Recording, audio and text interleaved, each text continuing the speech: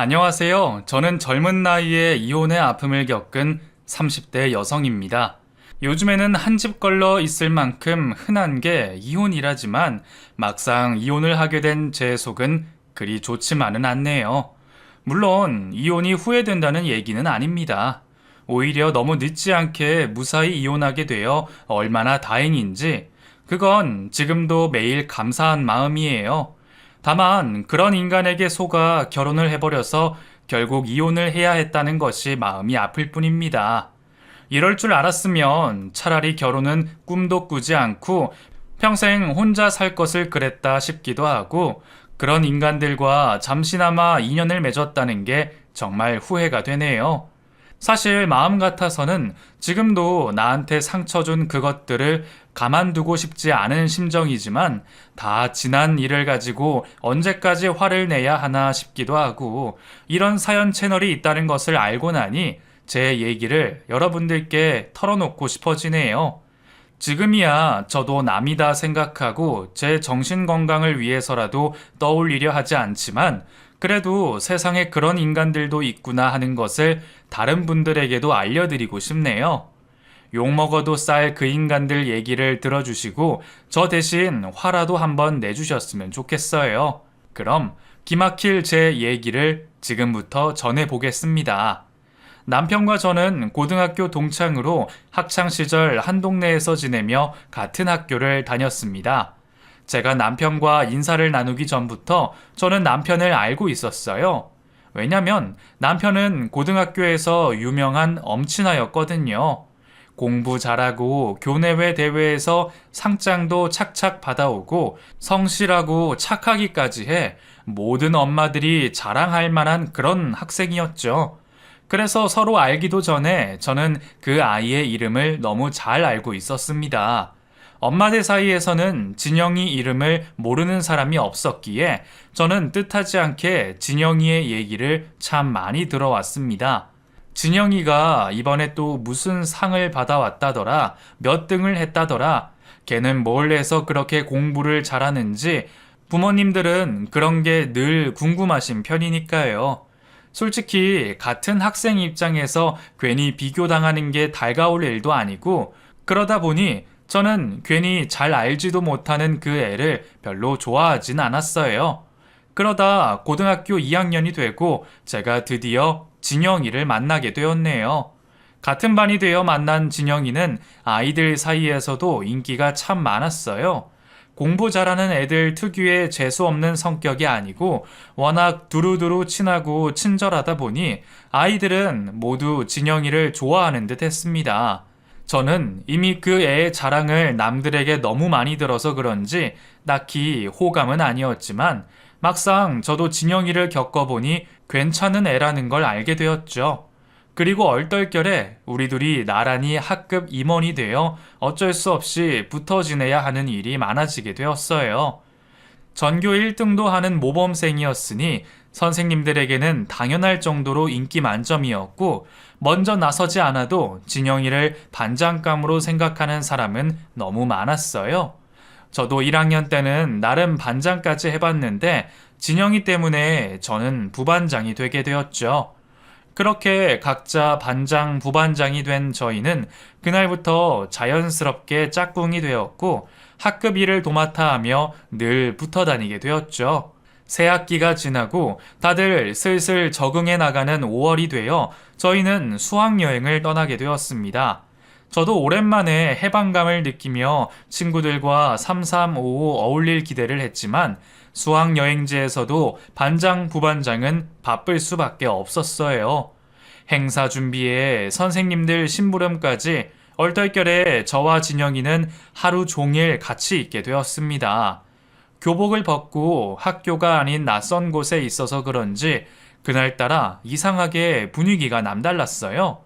진영이가 이렇게 키가 컸나, 이렇게 생겼었나 싶고 매일 보던 그 애가 왠지 다르게 느껴졌죠.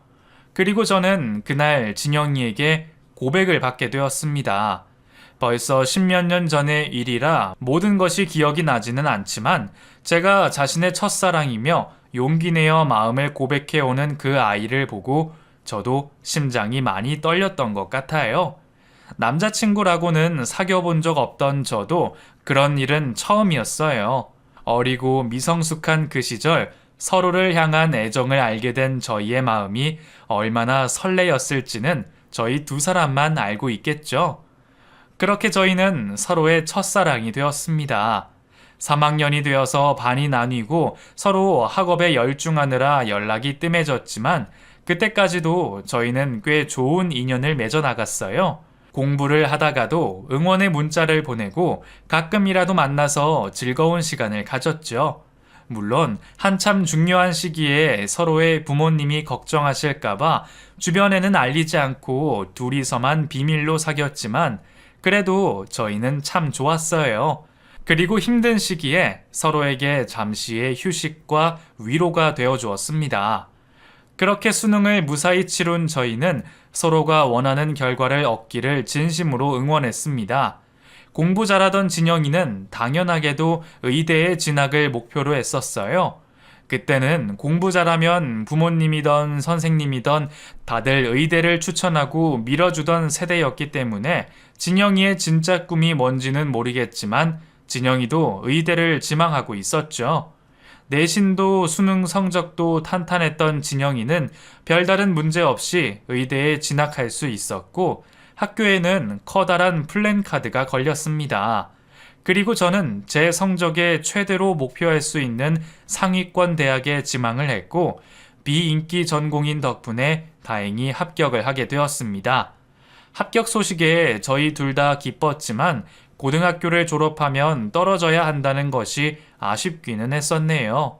대학 가서도 서로 헤어지지 말고 오랫동안 만나자 약속했지만 그 약속은 생각보다 쉽게 이루어지지 않았어요. 대학 생활은 저희 생각보다 바빴고 하필 제가 운이 좋게도 1학년 때 해외 교환 학생에 가게 되는 바람에 몸이 떨어진 저희는 어느새 자연스럽게 서서히 멀어지게 되었습니다. 어렸던 저희는 그렇게 서로의 행복을 바라며 좋은 친구로 남게 되었죠. 가슴 절절한 시련도 아니었고 서로가 고등학교 시절 첫사랑이었으니 이별한 뒤에도 저희는 서로에게 좋은 기억으로 남아 있었습니다. 하지만 좋은 기억도 세월이 지나면 잊혀지는지 그 뒤로 저도 여러 번 연애를 하면서 저의 첫사랑 진영이는 제 머릿속에서 점점 지워져 갔어요.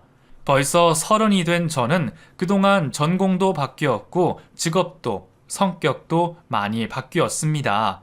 해외 교환학생 시절 좋은 기회를 얻게 되었던 저는 그 뒤로 몇 년간 해외에서 지내며 다양한 경험들을 쌓게 되었습니다.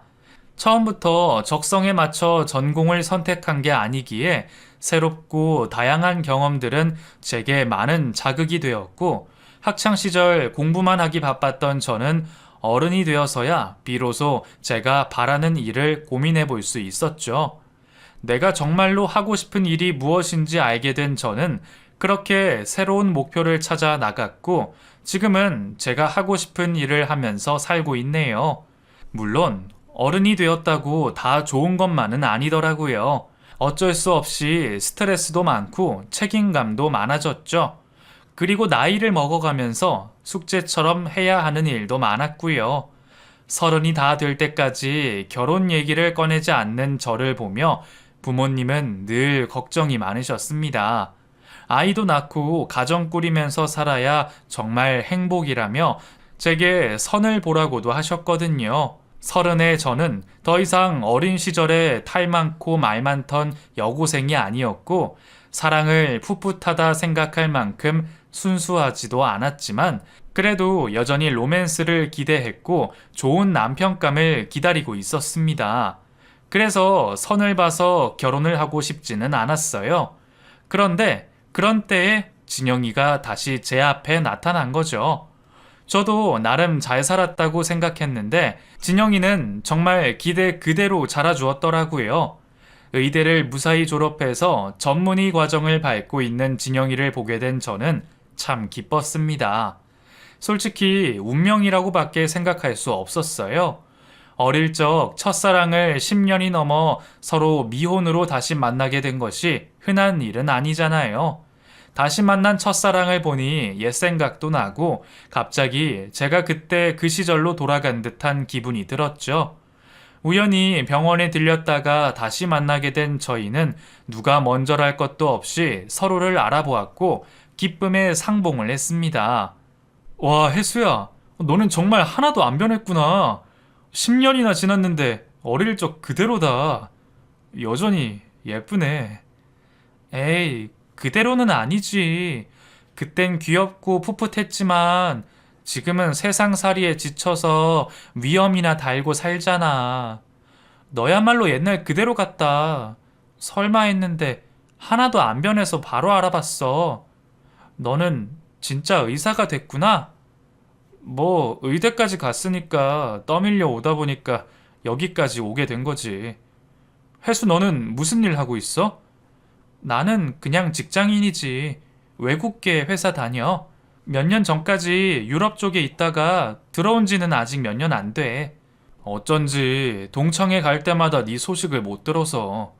늘 하고 싶은 일 하겠다 하더니 이제는 하고 싶은 일 찾은 거야? 뭐 대충은. 그런데 월급쟁이 사정은 다 비슷하지 뭐. 그래도 만족해. 너는 의사 할 만해?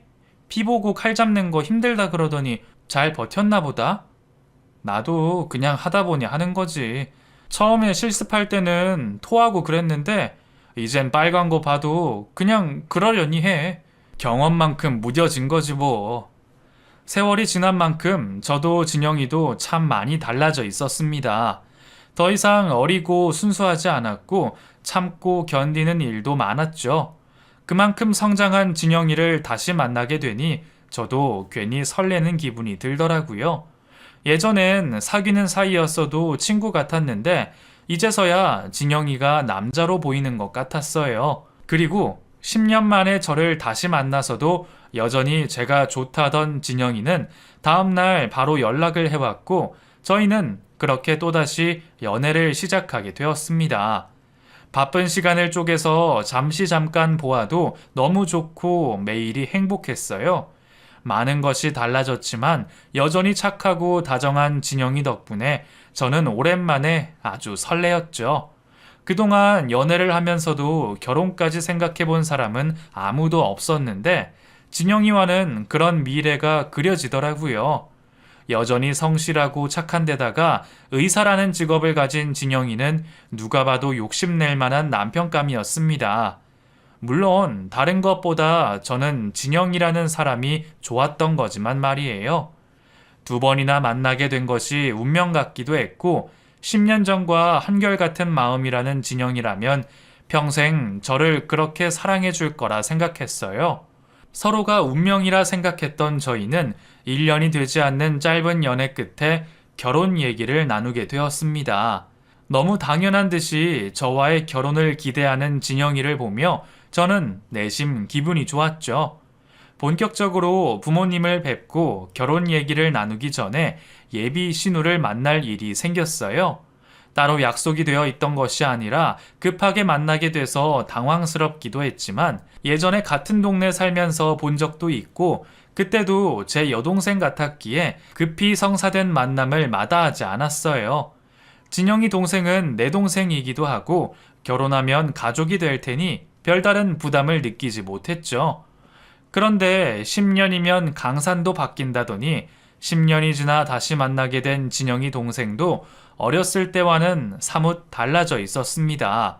저를 처음 보는 것 같이 대하는 진이는 저를 보자마자 기선제압을 하려 들더라고요. 진이야, 너무 오랜만이다. 언니 기억해? 어렸을 때 보고 처음 보니까 좀 어색하다. 그동안 잘 지냈어? 저는 어렸을 적 일은 기억도 잘 안 나고요.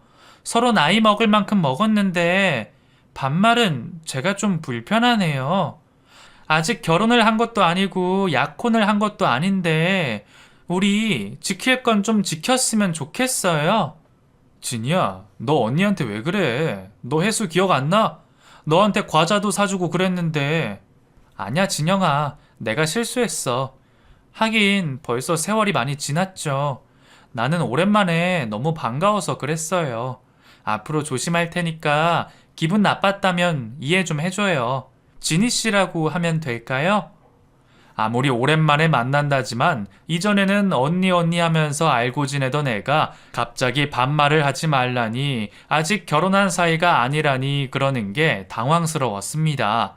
하지만 가까운 사이일수록 조심하라는 말이 있으니 지니 말도 맞다고 생각했어요.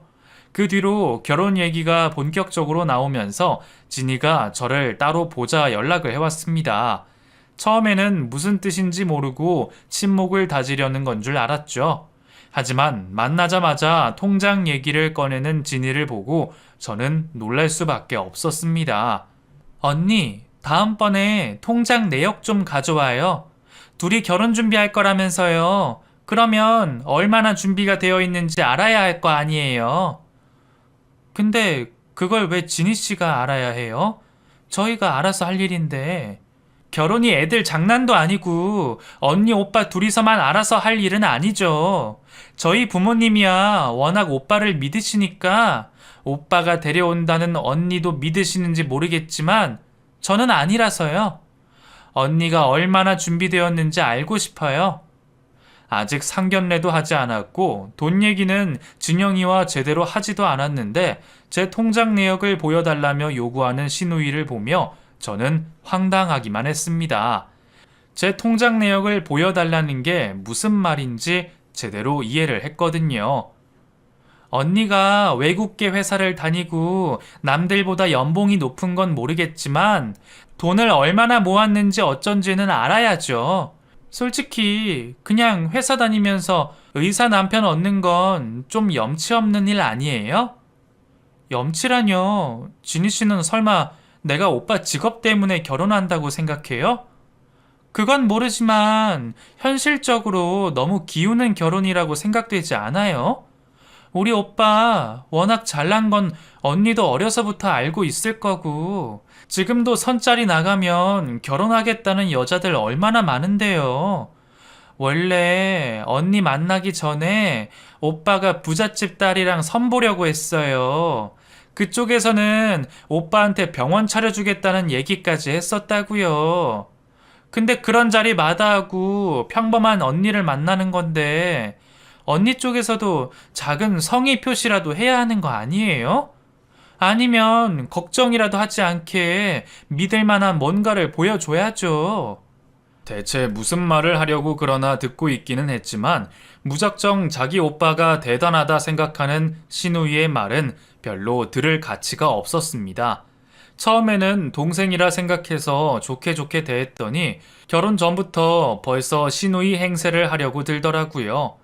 결국 결혼 허락을 받으러 간 자리에서 제가 시부모님 앞에 그 얘기를 꺼냈고 신혼집을 제가 살고 있던 제 명의의 집에서 살기로 정리한 뒤로는 시누이도 입을 열지는 못했지만 그날의 일은 제게 두고두고 걱정거리가 되었습니다. 결혼 준비를 하면서도 시누이는 저희 결혼 준비에 예물 예단에 웨딩드레스 비용까지 사사건건 간섭을 하고 싶어 했어요. 지니가 그냥 궁금한 게 많아서 그래. 걔가 어려서부터 내 뒷공무니만 따라다녔잖아. 아무래도 오빠가 장가 간다니까 이래저래 걱정도 되고 그렇겠지. 그런 얘기 좀 해주는 게 뭐 어때? 그냥 묻는 걸로 끝나는 게 아니니까 그렇잖아. 자기가 돈 내는 것도 아니고 자기 결혼식도 아닌데 왜 그렇게 간섭을 하고 싶어 하냐고.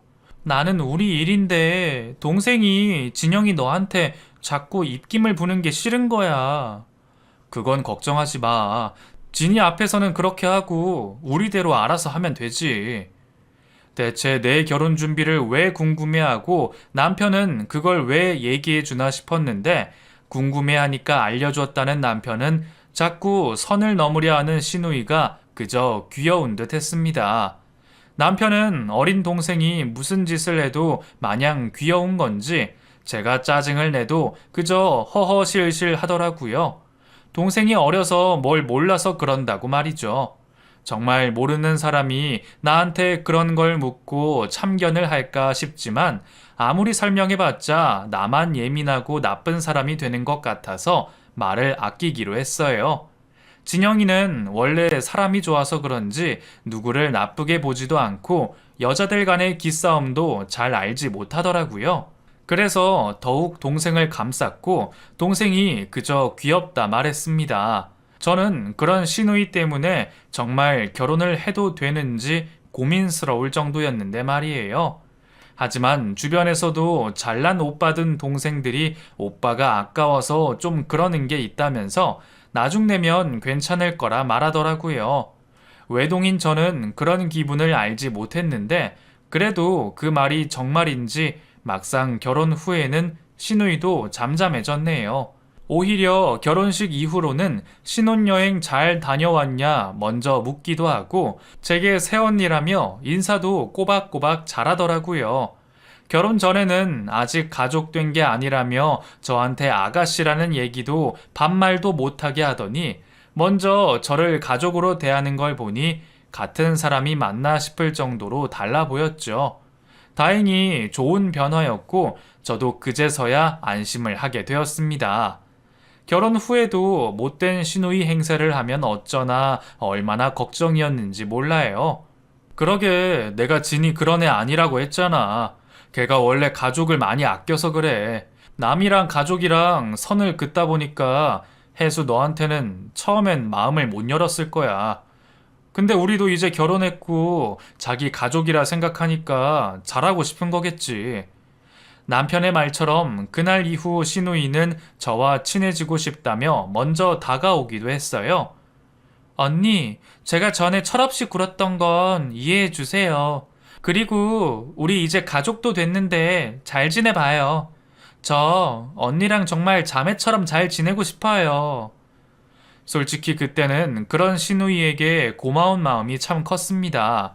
정말 못된 시누이도 많다던데 우리 시누이는 가족이 되니 잘해주는구나 싶어서 왠지 인정받은 기분도 들었고 여동생이 생긴 것 같아서 기쁘기도 했죠. 결혼의 유일한 걸림돌이자 고민거리였던 문제가 해결된 저는 그제서야 마음을 놓을 수 있었고 남편과의 행복한 결혼 생활을 즐길 수가 있게 되었습니다. 물론 정신없이 바쁜 남편 때문에 하루 종일 붙어 있을 수는 없었지만 그래도 부부가 되었다는 사실이 정말 행복했어요. 남편도 전문의 시험이 코앞이었고 얼마 뒤면 그래도 여유가 생길 테니 앞으로 모든 것이 더 좋아질 거라 생각했습니다. 그동안 저도 열심히 회사 생활을 하면서 제 커리어를 쌓아가기로 했죠. 부부 사이가 너무 좋아서 그런지 아이 생각은 그렇게 크게 들지 않았어요. 요즘은 30 중반까지도 아이 없는 부부들이 많았고 저나 남편이나 바쁘다 보니 서두르지 말고 천천히 신혼을 즐기자 얘기했거든요.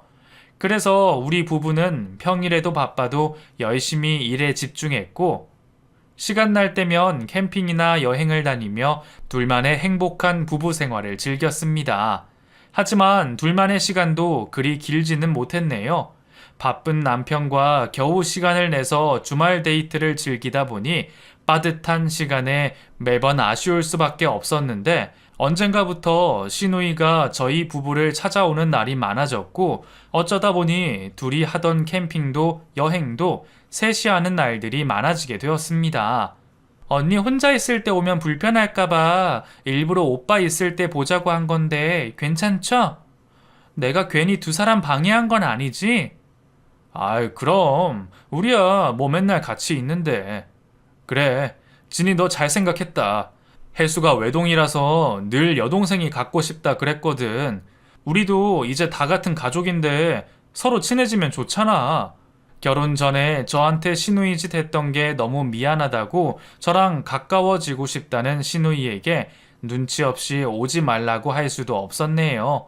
게다가 남편은 결혼 전에는 바빠서 동생을 잘 못 챙겼다며 은근히 같이 시간을 보내고 싶어 하는 것 같기에 저도 대놓고 싫다는 말을 하지 못했죠. 그렇게 저희 부부의 시누이까지 시간이 날 때마다 셋이 모여 노는 날들이 많아졌고 아쉽기는 했지만 저도 시누이를 여동생처럼 생각하며 금방 가까워질 수 있었습니다. 결혼 후 친해지게 된 시누이는 남편과 비슷한 성격이었어요. 다정하고 친절하고 남의 얘기도 잘 들어주더라고요. 물론 누구에게나 친절한 남편과 달리 시누이는 네 편 내 편이 확실했지만요. 그래도 저는 이제 완전한 시누이 편이 되었으니 제게는 별 문제가 아니었죠. 시누이는 틈틈이 저를 챙긴다고 영양제를 챙겨 보내기도 하고 좋은 것이 있으면 정말 친자매처럼 저와 나누고 싶어 했습니다. 1년 만에 부쩍 가까워진 저희는 어느새 서로 말도 편하게 하고 남편 없이 같이 영화도 보고 쇼핑도 다닐 정도로 아주 친해지게 되었죠. 아무래도 결혼을 하다 보니 친구들과는 이전처럼 자주 만날 수가 없었어요. 시간을 맞추기도 힘들었고 다들 집에 남편이나 식구들이 있다 보니 집으로 놀러 가기도 어려웠는데 저는 혼자 사는 시누이가 있어서 아주 좋더라고요. 시누집에 자주 놀러 갈 수 있었고 남들에게는 못하는 남편 욕도 하고 말이에요. 어렸을 적에는 정말 동생이 갖고 싶었는데 결혼으로 그런 가족이 생겨서 얼마나 좋았는지 모르겠습니다. 그때만 해도 저는 정말 결혼을 잘했고 세상에서 가장 행복한 유부녀라는 생각을 했었어요. 그런데 한 번은 신우가 남편과 저와 늘 셋이 만나던 자리에 한 친구를 데려왔어요. 언니, 오빠, 내 친구 지윤이야. 오빠는 전에 몇 번 봤었지? 기억나? 와, 지윤이 당연히 기억나지. 진이 너랑 제일 친한 친구 아니야. 와, 대학 졸업하고는 못 만난 것 같은데. 야, 지윤이 너 완전 어른 됐다. 나도 이제 30인데 그럼 어른이지 내가 애야? 그런 말 하는 거 보니까 오빠는 진짜 완전 아저씨 다 됐네. 저는 처음 보는 시누이의 친구는 남편과도 막역한 사이 같아 보였습니다. 갑자기 세 사람이 화기애애하며 과거 얘기를 꺼내기 시작했고 저는 왠지 소외감을 느끼기도 했죠. 물론 시누이나 남편이 중간중간 저를 챙기고 제 근황을 물어주기도 했지만 그 세 사람이 추억을 회상하거나 제가 모르는 얘기를 나눌 때면 괜히 섭섭해지기도 했어요. 그렇다고 나이 먹을 만큼 먹은 어른이 괜히 그런 일로 서운하다고 추태를 부릴 수도 없고 겉으로 괜찮은 척 아무 말을 하지 않았습니다. 제가 괜찮다고 해서 그런지 시누이는 그날 이후 그 친구를 데려오는 일이 많아졌습니다. 그렇게 넷이 보는 시간이 많아졌고 그러다 보니 정작 저희 부부가 단둘이 있는 시간은 줄어들 수밖에 없었어요. 남편은 개원 준비를 하느라 정신없이 바빴고 그나마 숨쉬고 살라는 시누이 닭달 덕분에 다 같이 모일 때라도 잠시라도 시간을 냈던 거였죠. 오빠는 여자 마음을 왜 그렇게 몰라? 아무리 바빠도 와이프 먼저 챙겨야지. 억지로라도 시간 내. 내가 약속 안 잡으면 일만 할 거야? 그런 시누이가 내심 고마웠던 저는 시누이에게 잘해주고 남편이 바쁠 때에는 시누이와 둘이서 시간을 자주 보냈습니다. 하지만 시누이의 닭달에도 남편은 한가해지기는커녕 더 바빠졌고 심지어는 체력을 기른다며 혼자 운동을 시작하고 일을 한다며 밤 늦게까지 들어오지 않는 날들이 많아졌어요. 다행히 잠은 집에서 꼬박꼬박 잤지만 정말 잠자는 시간을 빼면 얼굴을 볼 수 있는 시간은 거의 없었기에 저는 언젠가부터 섭섭함을 넘어 그런 남편을 의심하기까지 했습니다. 분명 아무런 증거는 없었지만 왠지 남편이 저를 대하는 것이 달라졌다 생각했죠. 그런 고민을 아무에게나 할 수 없었던 저는 가까운 시누이에게 하소연을 하기 시작했어요. 혹시 바람이라도 난 건 아닐까? 바쁜 것만 그러면 이해를 하겠는데 요즘에는 피곤하다고 나를 건들지도 않고 집에 와서는 자기만 바빠. 그래도 부부 사이인데 아무 일도 없고 뽀뽀도 언제 했는지 가물가물해. 의사 남편이라고 다 그러겠어? 혹시 뭔가 있는 거 아닐까? 설마 다른 증거도 없다며. 그래도 오빠가 바쁜 건 사실이잖아. 맨날 병원 일하고 개원하는 것 때문에 사람들 만나러 다니기 바쁘던데 설마 바람을 피고 싶어도 그럴 새가 있겠어? 사실 저번에 좀 의심되는 게 있었거든?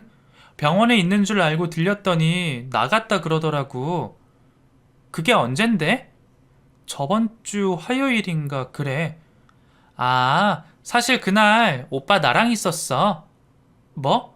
근데 왜 말 안 했어? 길게는 아니고 의약회사 다니는 지인이 자리 한번 만들어 달라 사정사정해서 오빠가 워낙 싫다 그랬는데 나도 난처해서 그냥 밥 한번 먹은 거야. 안 그래도 바쁜 사람 시간 빼달라 해서 언니한테서 오빠 뺏어가는 것 같아 미안해서 내가 언니한테는 말하지 말라 그랬거든. 근데 나 때문에 언니만 괜히 이상한 생각했겠네. 미안해. 제가 설마 하며 의심하는 일에도 신우는 남편의 알리바이를 확인해 주었고 더 의심하지 못하는 제게 남편이 그럴 사람이 아니라는 안심을 주었죠. 다른 사람도 아니고 설마 우리 오빠가 그럴 리가 있겠어? 지금도 피곤해서 그런 거지 언니만 생각하고 있을 거야. 저번에 나한테 언니 선물 좀 골라달라 그랬는데 그나마 시누이가 있어서 저는 외로움을 견딜 수가 있었습니다. 그리고 그날 이후 남편이 없는 동안 시누이의 집에 가는 날이 많았죠. 그날도 저는 시누이를 찾을 수밖에 없었어요. 자기도 바빠서 소홀했던 건 아는 건지 병원에 있던 남편이 오랜만에 밖에서 만나자기에 잔뜩 기대를 했는데 약속 장소에 도착하기 전에 취소를 해버렸거든요. 혜수야, 미안한데 나 갑자기 응급수술이 잡혀서 약속 못 나가겠어. 뭐? 나 벌써 나왔는데? 정말 미안해. 근데 나 지금 통화할 시간도 없어. 미안해. 내 카드로 혼자라도 맛있는 거 먹고 들어가. 알았지? 그래, 어쩔 수 없지. 남편의 직업상 급한 일들이 생긴다는 건 알고 있었지만 머리로는 이해를 해도 마음으론 참 섭섭하더라고요. 알면서도 속상한 마음에 왠지 그대로 혼자 집으로 가기 싫어진 저는 저희 집 대신 시누이를 찾기로 했습니다. 근처에서 가까웠기에 전화를 해봤는데 시누이가 전화를 받지 않더라고요. 도착하기 전에 연락이 닿을 거라 생각하고 시누 집으로 갔고 그날따라 시누이는 아무 연락이 없었습니다. 혹시 주말이라 늦잠을 자나 싶어서 문을 두드린 저는 안에서 신우가 아닌 다른 사람이 나오는 걸 보고 놀랐죠. 어머, 누구세요? 누구신데 그 집에서 나오세요? 저는 에어컨 수리기사인데요. 집주인분이 빈집의 비밀번호 알려주셔서 수리했습니다. 늦지 않으신다 하셨으니 아마 금방 오실 것 같은데요. 알고 보니 신우가 외출을 하면서 에어컨 수리를 맡겼던 모양이에요. 때마침 나오시는 기사님 덕에 저는 신우 집을 들어갈 수 있었고 신우가 없는 동안 집안에서 기다리기로 했죠. 금방 올 거라던 기사님 말과 달리 웬일인지 신우는 금방 오지 않았습니다. 그렇게 신우 침대에 누워 신우를 기다리던 저는 저도 모르는 새에 깜빡 잠이 들고 말았어요. 그러다 잠결에 현관 열리는 소리가 들렸고 웬 사람들이 들어오는 기척을 느꼈어요. 남녀가 대화를 하며 들어오는 소리에 놀란 저는 잠결에 저도 모르게 장롱으로 숨어버렸습니다. 순간 잘못된 판단이었을지 모르겠지만 자면서 불편한 셔츠를 벗어버린 저로서는 갑작스러운 상황에 어쩔 수 없는 선택이었습니다. 그런데 그 선택이 제 인생을 뒤바꾸어 놓을 줄은 그때까지는 몰랐네요. 사실 그때까지도 그 사람들이 설마 침대가 있는 방으로 들어올 줄은 몰랐어요. 신우의 손님이라 생각했기에 곧이어 신우가 들어오거나 잠시 거실에 있다 나갈 줄 알았죠. 하지만 그들은 침대로 들어왔고 저는 봐서는 안 될 것을 보고 말았습니다. 빈집에서 밀회를 즐기는 두 사람은 제가 잘 아는 사람이었어요. 조금 전 제게 응급수술이 있다 말했던 제 남편과 신우의 가장 친한 그 친구였죠. 순간 멍해진 저는 뭘 할 생각도 하지 못한 채 가만히 그 광경을 지켜보고만 있었습니다. 그리고 그들은 제가 자기들 앞에 숨어 있는 줄도 모르고 그동안 제가 몰랐던 비밀들을 떠들어댔어요. 지훈아, 다음부터는 이러지 마. 나도 혜수한테 둘러대느라 애먹었어. 이러다가 혜수가 병원이라도 찾아와서 다 알게 되면 어쩌려고. 좀 알면 어때서? 멍청한 그 여자가 뭘 알아차리겠어? 어차피 진이만 있으면 우리는 만사 오케이인데. 그래서 와이프 몰래 나 만나는 게 싫다 이거야? 그게 아니라 그래도 모르니까 조심하자 이거지. 결혼 생활 5년 채우려면 아직 한참 남았는데 그때까지 들키면 안 되잖아. 아휴, 알았어. 앞으로 조심할게. 그래도 맨날 보는 와이프보다 나랑 데이트하는 게 더 좋지? 당연하지. 어젯밤에도 너 보고 싶어 죽는 줄 알았다. 깔깔대며 자기들만의 세상에 빠져 있는 두 사람은 그동안 저를 두고 내내 바람을 피웠던 모양입니다. 심지어 이런 일이 한두 번이 아니었는지 신우에게 고맙다는 말을 하기도 했죠. 그래도 진이 덕분에 바람 들킬 일 없어서 다행 아니야? 우리는 앞으로도 진이만 믿고 있으면 돼. 그래도 우리도 알아서 조심해야지. 혹시 우리 와이프 만나더라도 제발 표 좀 내지 마. 나 너가 그럴 때마다 가슴이 떨려 죽겠어. 으이그, 남자가 그렇게 간이 콩알만 해서 어떡해. 그러게, 어리고 예쁜 여자랑 바람 피는 게 어디 쉬운 일인 줄 알아? 오빤 진이한테 정말 고마워해야 해. 이렇게 도와주는 동생이 어딨어. 저는 남편이 바람을 피는 줄도 전혀 몰랐지만 그 둘을 시누이가 엮어준 줄도 까맣게 몰랐습니다. 시누이는 그 두 사람을 이어준 것도 모자라 등잔 밑이 어둡다는 말처럼 제가 가장 믿었던 자신의 집을 미래의 장소로 제공했어요.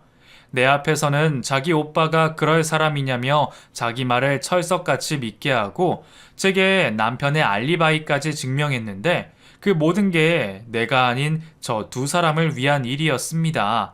그제서야 저는 모든 것을 깨닫게 되었어요. 결혼 전 저를 자기 오빠 짝으로 탐탁치 않아 했던 신우가 결혼을 하고서 저를 인정했던 게 아니라는 걸 말이죠. 처음부터 계획을 했던 건지는 모르겠지만 그동안 신우가 한 번도 저를 자기 오빠의 와이프로 인정한 일이 없다는 것은 잘 알 수 있었습니다. 그리고 그들이 나를 어떻게 기만하고 가지고 놀았는지도 알게 되었죠. 처음에는 결혼 생활 5년을 무사히 채워야 한다는 남편의 말을 알아듣지 못했습니다. 다른 여자가 좋아서 바람이 난 거라면 차라리 당당하게 이혼하자 말을 하면 되지 않을까 생각했거든요. 그런데 남편에게는 다른 꿍꿍이가 있었더라고요. 남편은 이혼을 하더라도 제 명의의 우리 신혼집을 가져가고 싶었던 모양이에요. 5년은 함께 지내야 재산 분할을 요구할 수 있기에 남편은 의사라는 직업을 앞세워 재산 증식에 기여를 했다며 재산 분할을 해가려 했네요. 5년만 채우면 혜수한테 꼬투리 잡아서 이혼해달라 그래야지 뭐. 걸고 넘어질 거야 많지. 아이 계획도 그렇고. 그냥 아무거나 적당히 걸어서 도저히 못 살겠다 그래야지. 솔직히 나 그동안 번 돈은 개원하는데 다 쓰고 개원해서도 어떻게 될지 모르는데 이혼할 때 한 푼이라도 더 받아야지. 그렇게 저를 바보로 만들며 가식뿐인 결혼 생활을 이어갈 동안 그 두 사람은 신우의 등잔 밑에서 나 몰래 외도를 즐기려 했던 모양입니다. 언제는 내가 자신의 첫사랑이자 마지막 사랑이라며 나 없이 죽고 못 산다더니 몇 년 만에 어린 여자랑 바람핀 남편이나 임자가 있는 걸 뻔히 알고 내 얼굴을 마주하기까지 했으면서 남의 남편을 훔친 상간녀에게도 참을 수 없는 분노가 느껴졌지만 저는 다른 것보다 시누이를 용서할 수 없었습니다. 내가 못마땅해 와이프가 있는 오빠를 자기 친구에게 소개하고 그 두 사람이 나 몰래 만나도록 집까지 제공한 신우가 정말 미친 게 아닌가 싶었습니다. 나는 그것도 모르고 자기를 친동생처럼 생각하며 가까이 지냈는데 신우는 속으로 나를 얼마나 비웃고 기만하고 있었던 걸까요? 그래도 신우와 가깝게 지낸 덕에 남편이 철저히 숨겨온 외도 사실을 알게 되었고 코앞에서 증거까지 찍을 수 있었네요. 그리고 저는 그걸 들고 곧바로 이혼 변호사를 찾았습니다. 그 사이 남편의 휴대폰에서 또 다른 증거까지 찾아낸 저는 그 길로 이혼 소송과 상간녀 소송을 함께 걸었고 저는 소송장을 들고 제일 먼저 신우를 찾아갔어요. 그리고 아무것도 모르고 나를 반갑게 맞이하는 신우의 뺨을 날려버렸죠. 뭐야? 지금 뭐 하는 거야? 사람을 왜 때려? 입 닥쳐. 네가 이걸 보고도 나한테 무슨 말이나 할 수 있어? 저는 신우에게 소송장을 보여줬고 그걸 본 신우는 할 말이 없어 보였습니다. 언니, 뭔가 오해를 하나 본데 나는 모르는 일이야. 정말이야. 내가 언니를 얼마나 챙겼는데 그럴 리가 있어? 신우는 뻔뻔하게도 오빠의 외도를 몰랐다며 연기를 펼쳤고 끝까지 저를 등신 취급했어요. 그것만 봐도 이것들이 나를 얼마나 바보 천치 취급했는지 잘 알겠더라고요. 네가 보기에는 내가 아직도 바보 같니? 그동안 내가 얼마나 우스웠을지 묻지 않을게. 그런데 니들이 나를 바보 만들고 웃고 떠든 만큼 앞으로는 더 이상 웃을 일 없게 만들어 줄게. 네가 가는 곳마다 네 행실 소문내고 다닐 거고 네 오빠랑 네 친구도 얼굴 못 들고 다니게 해줄게. 우리 같은 학교 출신인 거 기억나지? 전교 1등 엄친아라 이미지 좋던 네 오빠 실체를 알고도 사람들이 뭐라 할지 두고 보자. 그리고 그 둘이 결혼이라도 하는 날에는 내가 가서 아주 깽판을 칠 거야. 개원, 그런 의사 선생님 진찰받고 싶은 환자가 있을까 모르겠지만 있더라도 그리 많지는 않겠지. 빚까지 지면서 병원 한다는데 환자 끊기면 어떨까? 어디 내가 어디까지 하는지 두고 봐. 그리고 저는 제가 말한 그대로 모두 실행에 옮겼습니다. 명예훼손이라 해봤자 결국 벌금형일 거고 그렇게 해서 제 속이 좀 풀린다면 그깟 돈은 아깝지 않았어요. 그제서야 신우와 남편, 상간녀가 찾아와 제게 매달렸고 눈물로 용서를 빌었습니다. 악어의 눈물을 바라본 저는 그깟 사과를 받고 그냥 넘어갈 생각이 전혀 없었어요. 가능만 하다면 정말 찢어놓고 싶었으니까요. 그 뒤로 서로 고소가 오가고 남편은 막판에서야 이혼을 못하겠다며 말을 바꿨지만 유책 배우자는 아무런 발언권이 없네요. 결국 저는 1년이나 걸려 이혼을 하게 되었고 비로소 싱글이 되어 제 삶을 돌아보게 되었습니다. 결혼을 하고 행복했던 순간들도 많았지만 생각해보면 사랑하는 남편을 기다리고 그를 위해 했던 노력들이 얼마나 아까웠나 싶어요. 지금이야 나 말고는 돌볼 사람도 없고 오로지 내 걱정만 하면 되다 보니 오히려 속이 편안하기도 합니다. 한번 해보니 결혼이 꼭 필요한가 싶기도 하네요. 혼인 서약을 하고서도 뒤통수를 치는 사람이 있는데 뭐가 정답이라곤 할 수 없다 싶어요. 저는 드디어 자유의 몸이 되었고 앞으로는 그런 인간들 생각은 하지 않고 오로지 나만을 위해 살아가려 합니다. 혹시 저와 비슷한 사정의 피해자들이 계시다면 부디 두려워하지 마시고 자신의 인생을 찾으시길 바랄게요.